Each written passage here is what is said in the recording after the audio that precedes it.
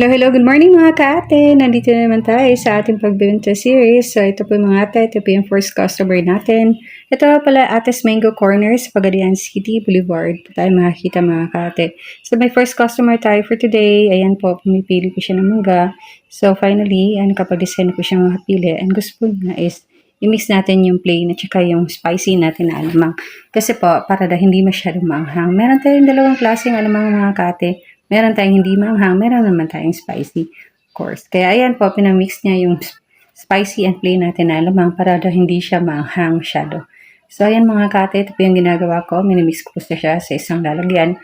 And ipabalik po natin yan sa baso na may halong alamang na po. So para hindi po mahirapan yung mga customers natin sa paglagay ng alamang sa mga mangga natin. So ayan po, masarap yung alamang natin mga kaate. Kaya tikman niyo po kung may time kayo makapag-visit dito sa Boulevard, Pagadian City. Hanapin niyo naman po yung Ate's Mango Core. Ayan po mga kate, pagka wala na pong customers, yan po ginagawa ko.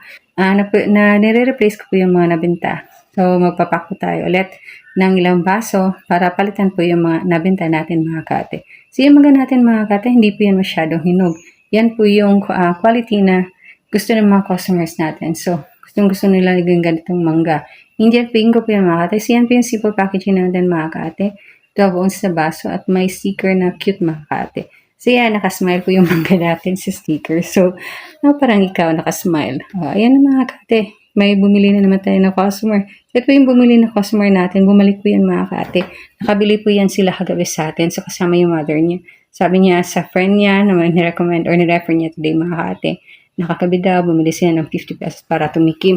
Pero nung nasarapan sila mga kate, alam niyo ba, bumalik po si sir at bumili ng 100 pesos kasi kulang na po yung 50 pesos sa kanila. So yan mga kate, today, dahil nasarapan siya sa mga natin, nag-refer siya ng isang friend para makatikim din sa mga natin mga kate. So ayan po, haluin na naman natin ulit yung mga natin sa isang lalagyan at ibabalik sa baso. So ayan mga kate, binabalik na po natin sa baso nagtanong si sir kung pwede bang lagyan ng toyo. Sabi ko, yes po.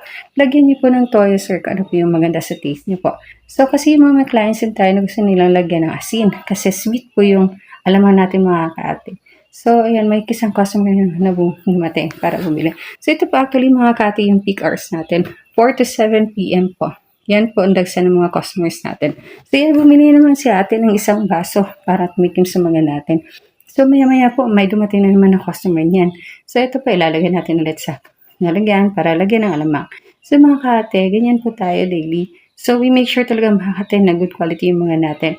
At para pa yung mga customers natin ay babalik-balik sa atin.